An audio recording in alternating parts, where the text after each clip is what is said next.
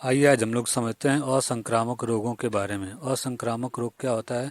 तो ऐसे रोग जो एक व्यक्ति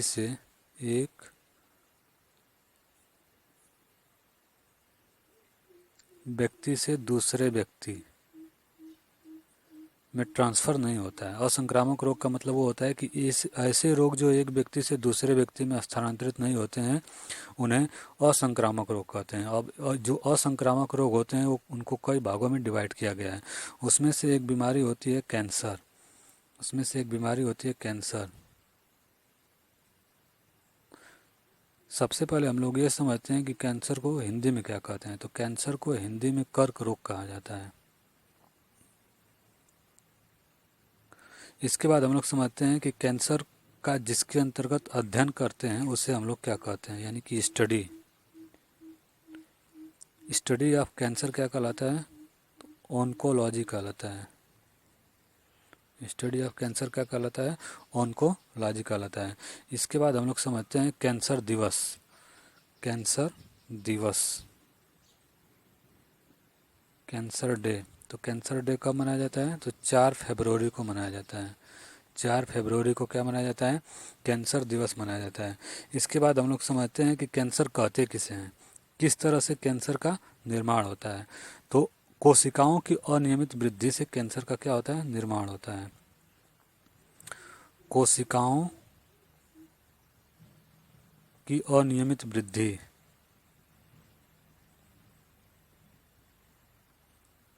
कोशिकाओं की अनियमित वृद्धि, कोशिकाओं की अनियमित वृद्धि के कारण ही कैंसर का निर्माण होता है। जैसे मान लीजिए कि ये शरीर की कोशिकाएं हैं। अब जब कोशिकाएं अनियमित रूप से बढ़ने लगेंगी तो ये बढ़ करके क्या बना लेती हैं? कैंसर का रूप ले लेती हैं। तो कोशिकाओं की जो अनियमित वृद्धि होती है वही क्या कहलाता है? कैंसर कहलाता है। इसके बाद हम लोग एक चीज़ और समझते हैं, एक होता है ट्यूमर। ट्यूमर, तो ट्यूमर क्या होता है? तो ट्यूमर जब कोशिकाओं की अनियमित वृद्धि होती है और वो अनियमित रूप से वृद्धि होकर के जब एक गांठ बना लेती हैं तो उस गांठ को ही हम लोग क्या कहते हैं? ट्यूमर। यानी कि कोशिकाओं की अनियमित वृद्धि से जो बना हुआ गांठ होता है उसे हम लोग क्या कहते हैं? ट्यूमर कहते हैं। और कभी कभी ये पूछा जाता है कि जो ट्यूमर का पहचान करने के लिए किसका प्रयोग किया जाता है? तो ट्यूमर की पहचान के लिए, यानी कि पहचान के लिए ट्यूमर की पहचान के लिए किसका प्रयोग किया जाता है? तो ट्यूमर की पहचान के लिए आर्सेनिक, आर्सेनिक 74 का यूज करते हैं। कई बार पूछा गया है कि शरीर में ट्यूमर की पहचान के लिए किस आइसोटोप का यूज किया जाता है, यानी कि किस समस्थानिक का प्रयोग किया जाता है? तो आर्सेनिक 74 का प्रयोग किया जाता है। इसके बाद हम लोग समझते हैं कि कैंसर के इलाज कैसे किया जाता है, यानी कि कैंसर के इलाज का तरीका। इलाज का तरीका, इलाज का तरीका। तो कैंसर के इलाज के लिए मुख्य रूप से 3 प्रकार के तरीके अपनाए जाते हैं। एक पहला तरीका होता है कीमोथेरेपी का। कीमोथेरेपी का,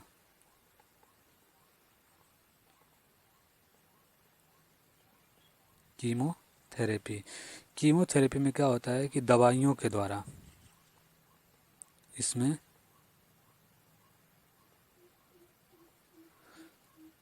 दवाइयों के द्वारा कैंसर का इलाज किया जाता है। और दवाइयों के रूप में मुख्य रूप से 2 प्रकार की दवाइयाँ यूज किया जाता है। एक होता है टैक्सोल और दूसरा होता है सिस्प्लास्टिन।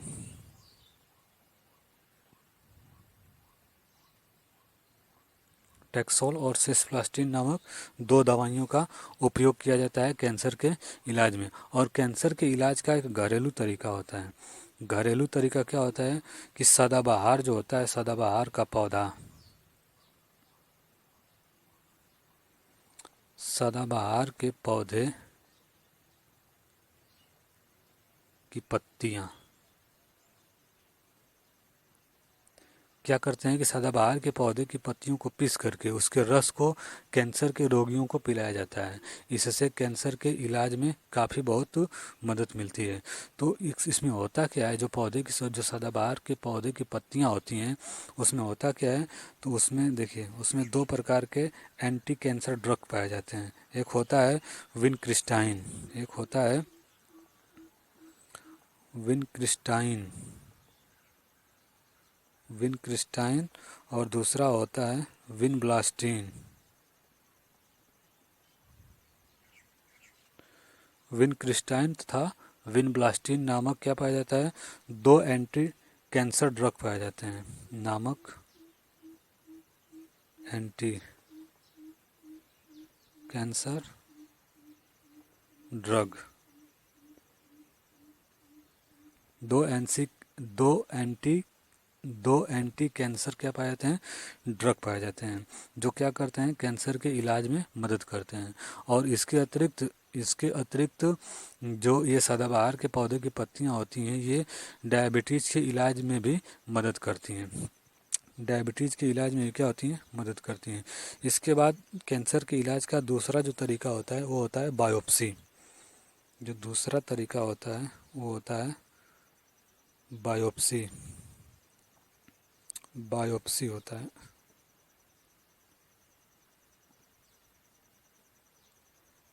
बायोप्सी बायोप्सी में क्या किया जाता है कि इसमें सर्जिकल ब्लेडों की सहायता से कैंसर के जो कोशिकाएं होती हैं उनको काट करके निकाला जाता है। यानी कि सीधी सीधी भाषा में कहा जाए तो इसमें ऑपरेशन किया जाता है। ऑपरेशन के द्वारा कैंसर का इलाज किया जाता है।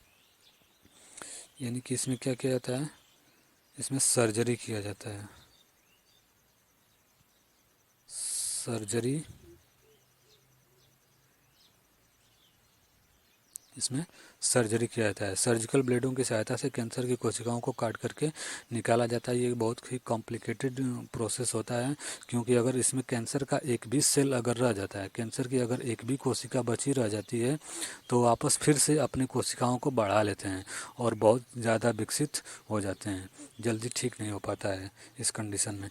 इसके बाद कैंसर के इलाज का एक तीसरा तरीका होता है रेडियोथेरेपी।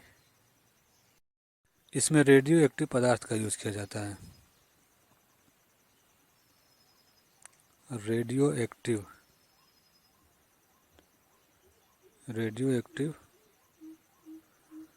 पदार्थ का यूज करते हैं, और रेडियो एक्टिव पदार्थ का यूज करके कैंसर के रोगियों को ठीक किया जाता है रेडियोथेरेपी के अंतर्गत। तो रेडियो एक्टिव जो पदार्थ होते हैं वो अल्फा, बीटा और गामा 3 प्रकार की किरणों को उत्सर्जित करते हैं। तो ये भी पूछा जाता है कि इनमें से कौन सी किरणों के द्वारा कैंसर का इलाज किया जाता है। तो अल्फा, बीटा, गामा 3 ऑप्शन रहता है, 4 ऑप्शन इसमें दिया रहता है, उसमें अल्फा, बीटा, गामा भी रहता है। तो इसमें तो गामा किरणों का यूज किया जाता है। किसका यूज किया जाता है, तो गामा किरणों का, गामा रेज का यूज करते हैं। यानी कि कैंसर के इलाज के लिए किसका यूज किया जाता है, गामा किरणों का यूज किया जाता है। और गामा किरणों का यूज करने का कारण ये होता है कि जो गामा किरणों की जो भेदन क्षमता होती है, जो उसकी पेनिट्रेटिंग पावर होती है, वो क्या होती है, सबसे मैक्सिमम होती है। इसलिए गामा किरणों का यूज करते हैं। और कैंसर के इलाज में किसका यूज़ किया जाता है, तो किस आइसोटोप का पूछा जाता है। कैंसर के इलाज में किस आइसोटोप का यूज़ किया जाता है, तो सामान्यतः कैंसर के इलाज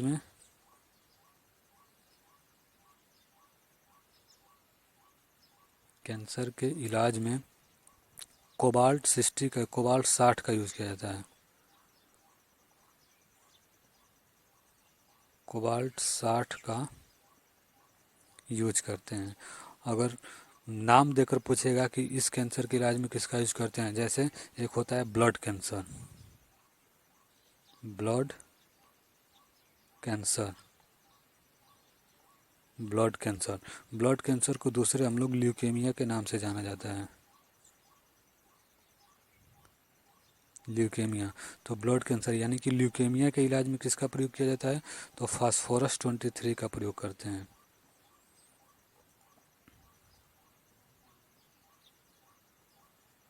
फास्फोरस 23 का यूज करते हैं। एक कैंसर होता है थायराइड कैंसर।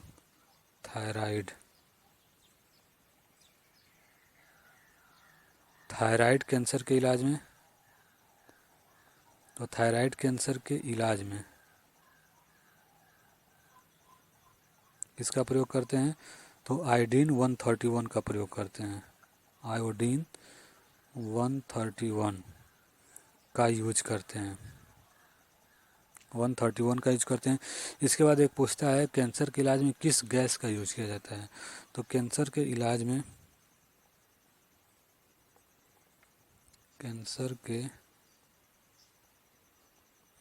में रेडान गैस का यूज किया जाता है, रेडान गैस का यूज करते हैं।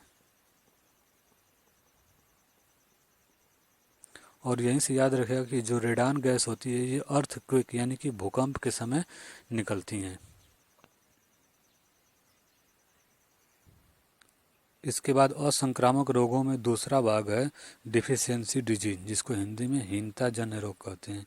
ये जो बीमारी होती है ये किसी न किसी पोषक तत्वों की कमी से होती है, किसी पोषक तत्वों की कमी से होती है। जैसे मान लीजिए कि विटामिन्स की कमी से हो गया, तथा विटामिन्स तथा प्रोटीन की कमी से। जितने भी रोग होते हैं वो सभी क्या आते हैं, डिफिशियंसी डिजीज के अंतर्गत आते हैं, यानी कि असंक्रामक रोगों के अंतर्गत आते हैं। जैसे मान लीजिए कि किसी विटामिन सी की कमी से अगर किसी को एस्कर्बी रोग हुआ है तो वह एक व्यक्ति से दूसरे व्यक्ति में स्थानांतरित नहीं होगा, क्योंकि वह किसी न किसी पोषक तत्व की कमी से हुआ है। वो तो जितने भी विटामिन तथा प्रोटीन की कमी से होने वाली बीमारियां होती हैं वो सभी बीमारियां जो होती हैं वो असंक्रामक बीमारियों के अंतर्गत आता है। तो विटामिन और प्रोटीन से होने वाली बीमारियों को हम लोग विटामिन तथा प्रोटीन के लेसन में पढ़ेंगे। इसके बाद तीसरा भाग हम लोग देखते हैं, असंक्रामक रोग का तीसरा भाग है जिसे हम लोग कहते हैं एलर्जिक डिजीज। अब ये जो एलर्जी होती है ये एलर्जी होती कैसे है, तो ये किसी पदार्थ की अत्यधिक संवेदनशीलता से होती है। ये किसी पदार्थ के प्रति अत्यधिक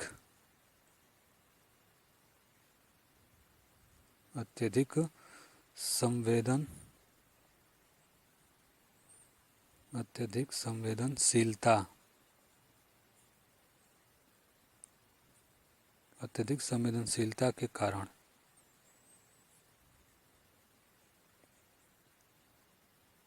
होती है।